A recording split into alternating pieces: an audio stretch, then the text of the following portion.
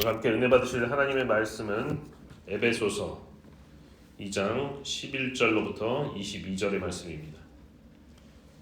에베소서 2장 11절로부터 22절의 말씀, 제가 가진 신약성경 311면에 있습니다.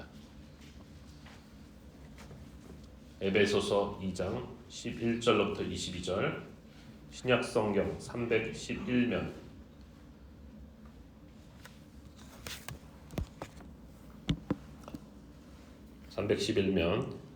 저와 여러분들이 한 절씩 교독하신 후에 마지막 22절을 합독하도록 하겠습니다.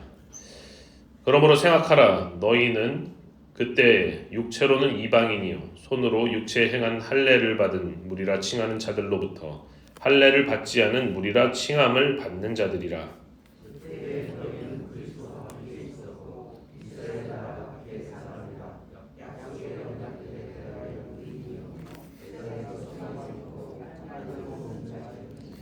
이제는 전에 멀리 있던 너희가 그리스도 예수 안에서 그리스도의 피로 가까워졌느니라.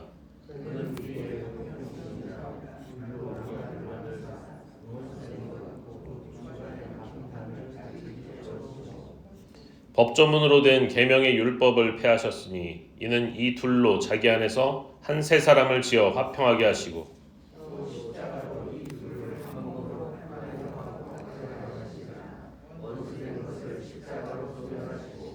또 오셔서 먼 데 있는 너희에게 평안을 전하시고 가까운 데 있는 자들에게 평안을 전하셨으니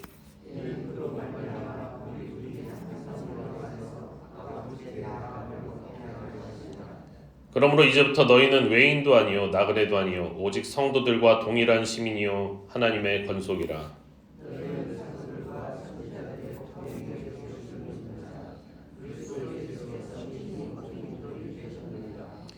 그의 안에서 건물마다 서로 연결하여 주 안에서 성전이 되어가고 다같이 너희도 성령 안에서 하나님이 거하실 처소가 되기 위하여 그리스도 예수 안에서 함께 지어져 가느니라. 아멘. 할렐루야.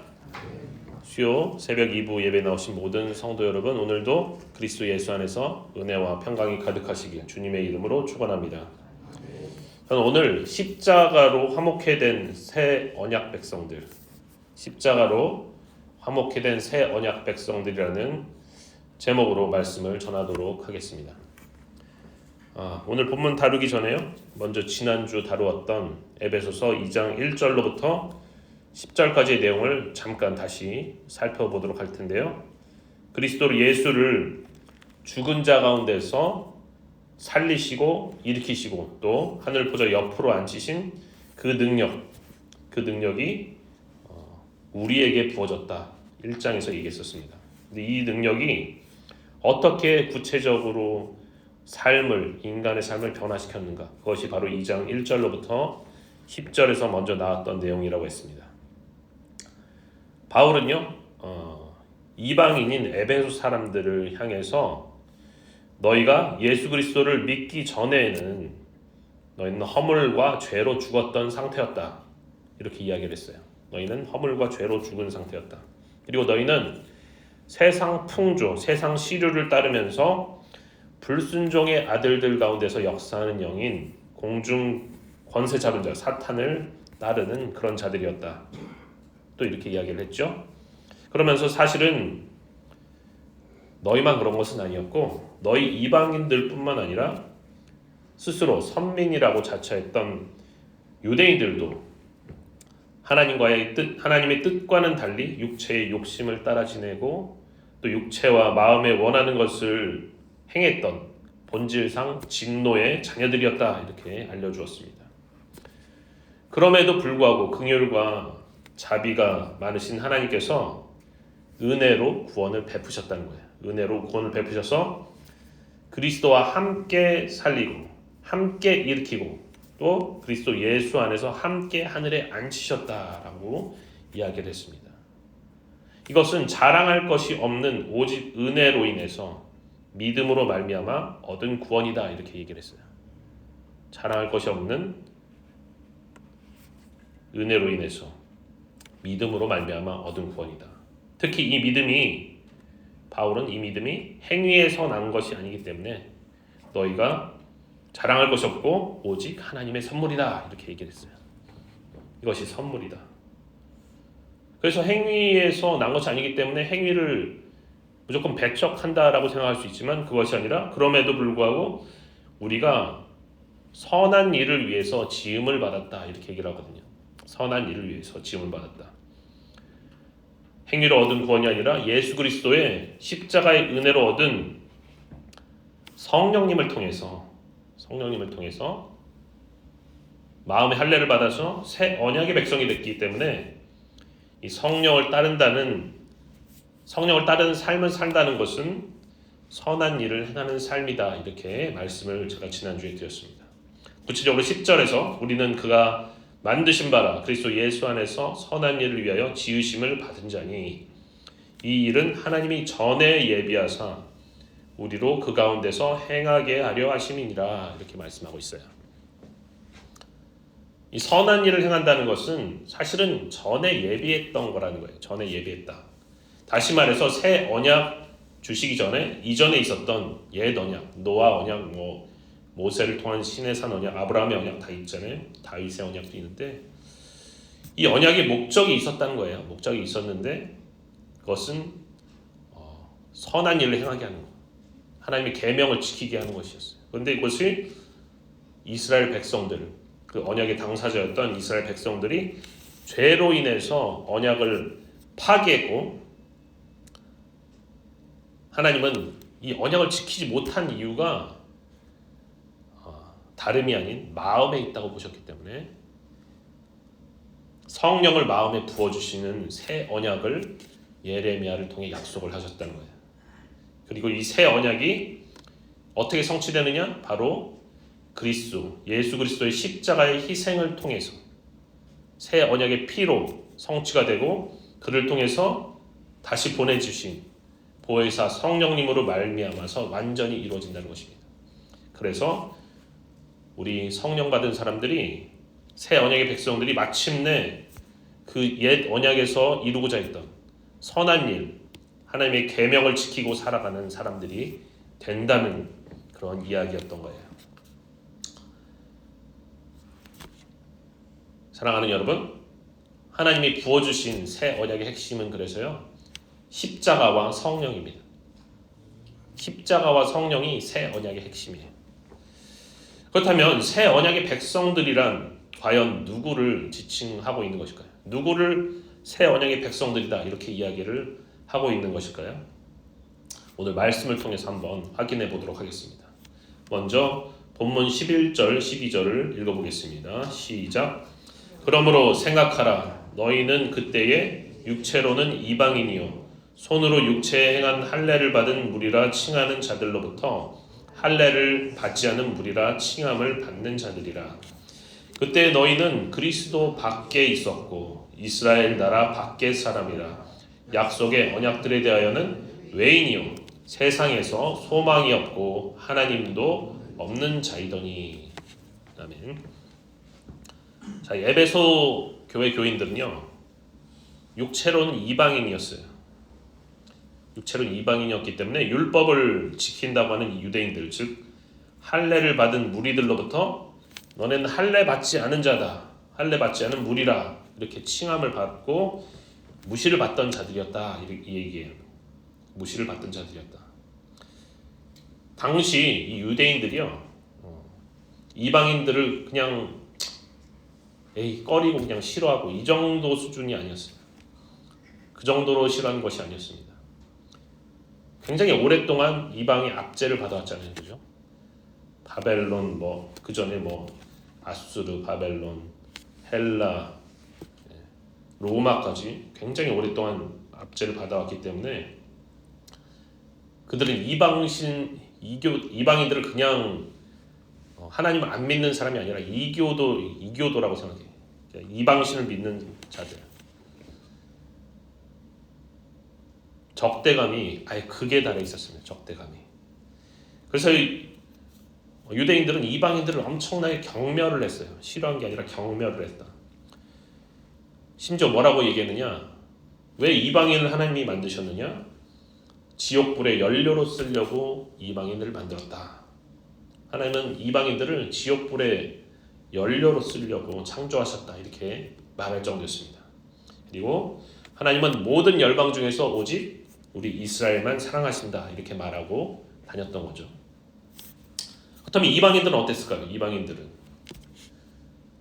이방인들은요 그들의 눈에 유대인들은 정말로 이상한 종족들이에요. 이상한 종족.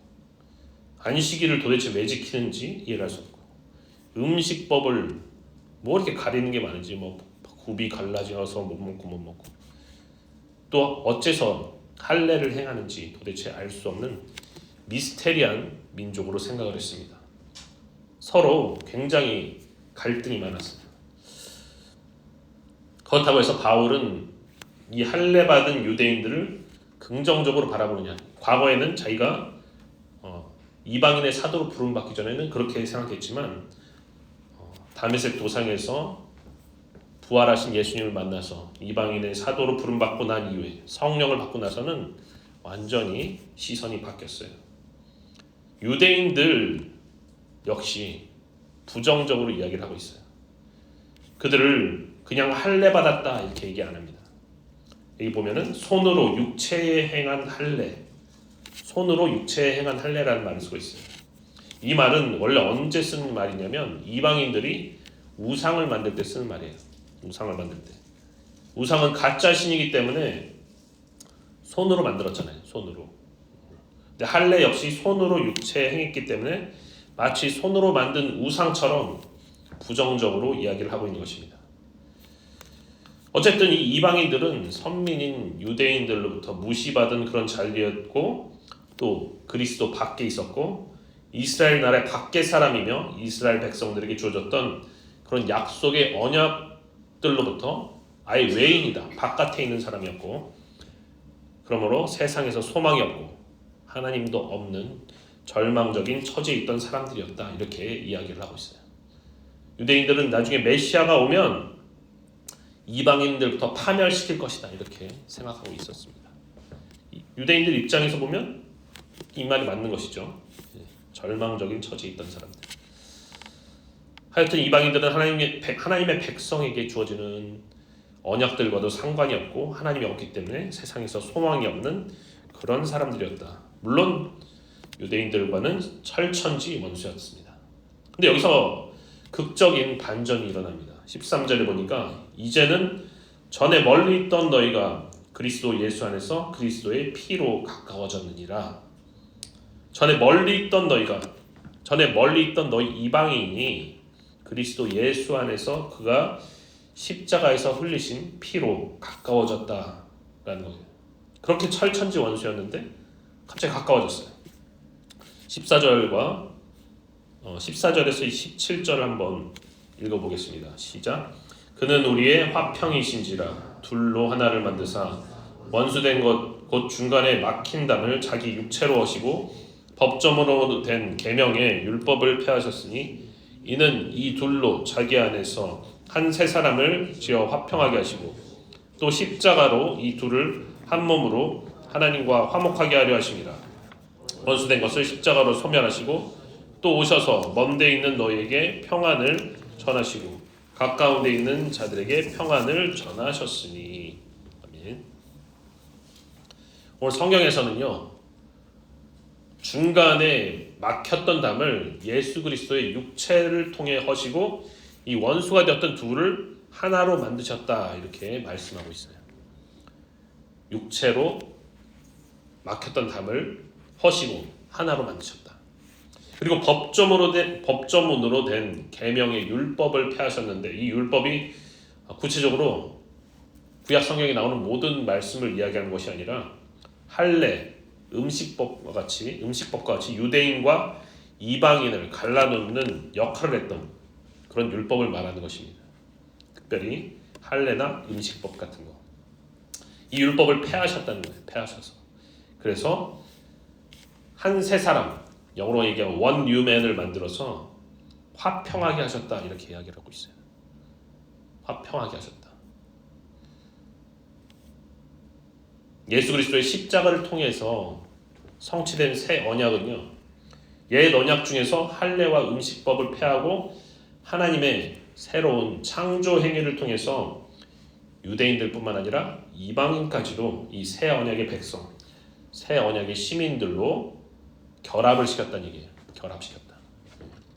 그래서 과거에는 하나님의 백성은 태어날 때부터 혈통적으로 하나님의 백성이었어요. 그죠? 이스라엘에게 약속했기 때문에. 하지만 이제는 태어난 혈통적으로 하나님의 백성이 되는 게 아니라는 것입니다. 예수 그리스도의 십자가를 통해서 그 십자가의 죽음을 또 부활을 믿는 믿음 통해서 새 언약의 백성이 되는 거예요. 할렐루야. 네.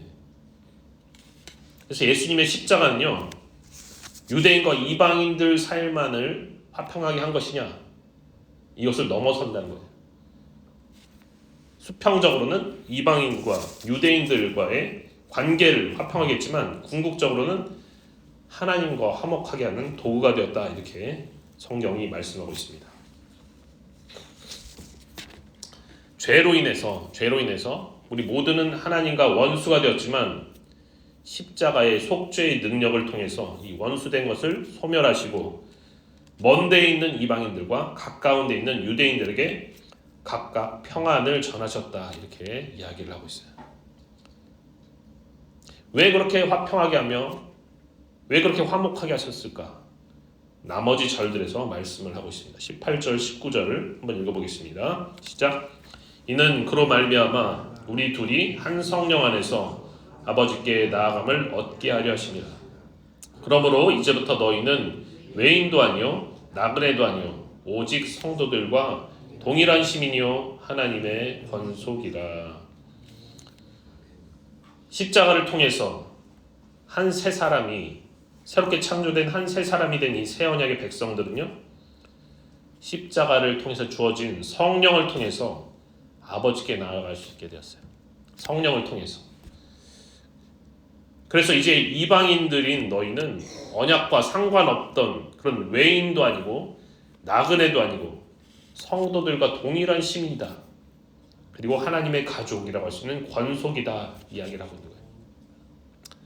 너무나 극적이죠, 여러분. 너무나 극적이고 너무나 반전과 같은 일이 아닐 수가 없습니다.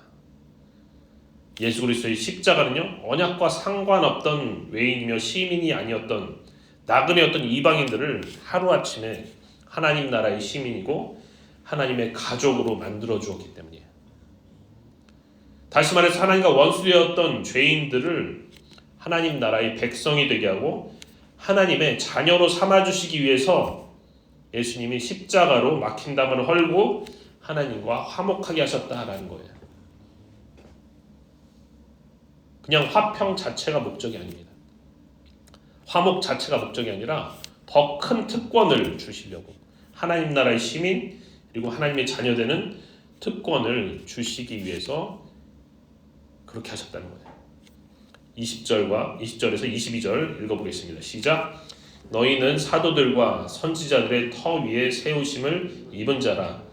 그리스도 예수께서 친히 모퉁이 돌이 되셨느니라. 그의 안에서 건물마다 서로 연결하여 주 안에서 성전이 되어가고 너희도 성령 안에서 하나님이 거하실 처소가 되기 위하여 그리스도 예수 안에서 함께 지어져 가느니라. 아멘. 이방인들과 유대인들은요, 이제 그리스도의 십자가를 통해서 화평을 이루고 또 하나님의 새로운 언약 백성이 되었고 함께 지어져가는 새로운 성전이 되어간다, 이렇게 얘기하고 있어요. 함께 지어져가는 새로운 성전이 되어간다. 여러분, 예루살렘 성전하면 유대인에게 어떤 의미가 있습니까? 예루살렘 성전, 유대 민족의 심장과도 같은 거예요. 예루살렘 성전이요. 왜냐? 구약 성경에 보면 솔로몬한테 얘기하잖아요. 하나님이 얘가 여기 거하겠다 말씀하셨어요. 하나님은 광대하신 분이에요. 어떤 건물에 머무실 분이 아닌데 솔로몬이 겸손하게 구하였을 때 내가 이곳에 거하겠다, 기도하는 집이 되게 하겠다 하셨어요. 그 약속하셨기 때문에 유대인들은 성전을 굉장히 신성시했고 하나님과 거의 동일하게 여겼습니다. 그들은요 그것을 하늘과 땅이 만나는 곳이다 이렇게 믿었어요. 하늘과 땅이 만나는 곳이다. 그런데 이제는 새 언약 하에서 새로운 성전에 대해서 지금 이야기하고 있는 거예요. 새로운 성전에 대해서. 여러분, 새로운 성전은 더 이상 건물이 아니라는 거예요. 건물이. 눈에 보이는 건물이 새로운 성전이 아니라는 거예요. 예수님께서 십자가를 통해서 새롭게 이루신 성전은 새로운 언약 백성들, 사도들과 선지자의 터 위에서 세우심을 입은 자들, 다시 말해서 그들이 전한 예수 그리스도의 복음을 받아들여서 예수를 메시아로 그리스도로 믿는 유대인과 이방인들이 한 새 사람이 된 한 몸이 새로운 성전이다라는 것입니다. 그래서 성령 안에서 하나님이 거하실 처소가 되기 위해서 그리스도 예수 안에서 함께 지어져가는 공동체가 바로 새로운 성전이라는 거예요. 사랑하는 성도 여러분, 바로 이것이야말로 예수 그리스도가 머리가 되신 그의 몸 교회라고 할 수 있는 거예요. 교회. 이게 교회예요. 이게 교회. 하나님이 거하시는 곳은 이제 눈에 보이는 이런 유형적인 건물이 아닌 것입니다. 바로 성령이 거하시는 우리가 하나님의 거룩한 성전이 되는 거예요. 할렐루야. 그러므로 교회는요, 그리스도의 피를 통해서 성령으로 충만한 백성들이 모인 공동체다라고 할 수가 있어요. 그리스도의 피로 성령으로 충만한 백성들이 모인 공동체가 바로 교회라는 것입니다. 계속해서 말씀드리지만요, 이 새 언약의 핵심은 예수 그리스도의 십자가와 성령입니다. 특히 지금 우리 시대에는요, 성령님을 통해서 성령의 충만함을 통해서 예수 그리스도의 복음을 믿고 하나님 아버지의 자녀가 될 수 있기 때문에 이 성령이 너무나도 중요한 거예요. 성령이. 그 어떤 것보다도 성령이 정말 중요해요. 그러므로 우리는 성령 안에서 예수님의 희생의 십자가가 가져온 화평함과 화목함을 가지고 하나님 나라 시민으로 살아가야만 되는 것입니다. 이제 우리는 성령 안에서 하나님이 거하실 처소가 되기 위해서 사랑의 법으로 함께 지어져 가야만 합니다. 성경 두 구절을 한번 찾아보겠는데요. 먼저 구약성경 이사야서 9장 6절 한번 찾아보겠습니다. 이사야 9장 6절. 제가 가진 구약성경 978면에 있습니다. 978면.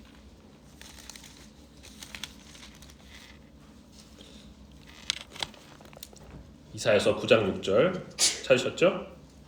한번 읽어보겠습니다. 시작. 이는 한 아기가 우리에게 낳고 한 아들을 우리에게 주신 바 되었는데 그의 어깨에는 정사를 메었고 그의 이름은 기묘자라 모사라 전능하신 하나님이라 영존하시는 아버지라 평강의 왕이라 할 것이니라. 아멘. 이사야서에 나와 있는 메시아에 관한 예언이에요. 지난주에 제가 말씀드렸는데 메시아라는 뜻은 기름 부음 받은 자라는 뜻이었고 그것이 신약 성경에서는 그리스도라고 했습니다. 구약 성경에서 세 부류가 기름 부음을 받는다고 했죠. 제사장과 선지자와 왕이었어요.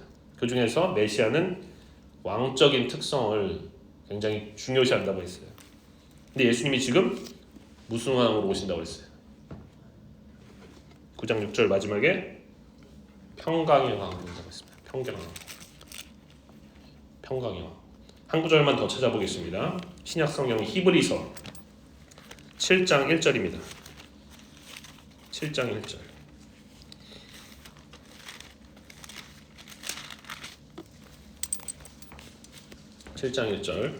제가 가진 신약 성경 359면에 있습니다.